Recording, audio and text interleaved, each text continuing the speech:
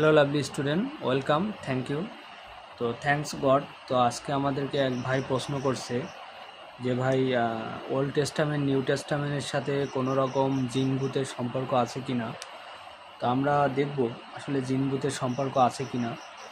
বলা হচ্ছে যে জিন ভূত ব্যবহার বা জিন ভূতের সাথে সম্পর্ক রাখা। তাহলে দেখো, জিন ভূত একটা অলৌকিক, জিন ভূত এগুলো কলাম আছে।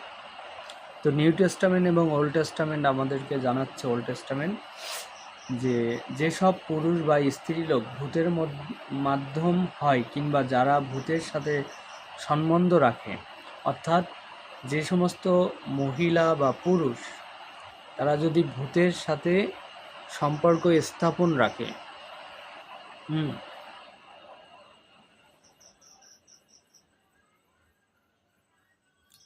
তাহলে ভূতের সাথে যদি সম্পর্ক স্থাপন রাখে, বলা হচ্ছে যে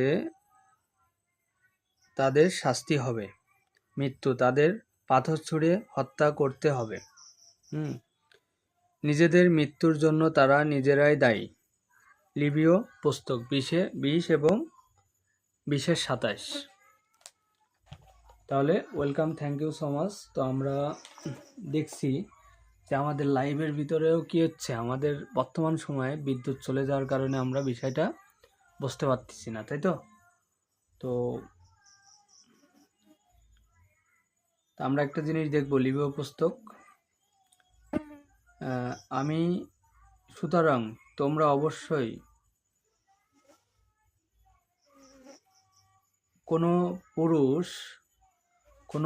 পুরুষ অথবা স্ত্রীলোক যদি ভূত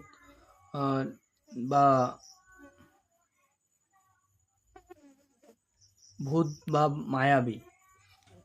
মায়াবী হয়, তাকে অবশ্যই দণ্ডিত হতে হবে।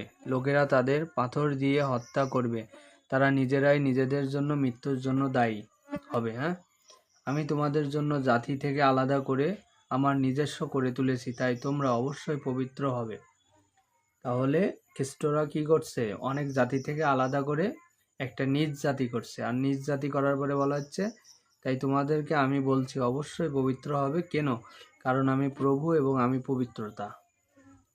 অর্থাৎ জিজাস আমাদেরকে বলতেছে যে আমি নিজে পবিত্র, তাই তোমরাও নিজেরা কি হও, পবিত্র হও। তাই জিন ভূতের উপরে বিশ্বাস করিও না, বা জিন ভূত বা মায়াবী কোনো শক্তির উপরে তোমাদের প্রভাব থাকলে সেটা তোমাদের জন্য ক্ষতি। তাহলে তোমাদেরকে কি করা হবে? প্রাণদণ্ড দেওয়া হবে। তো থ্যাঙ্কস লট।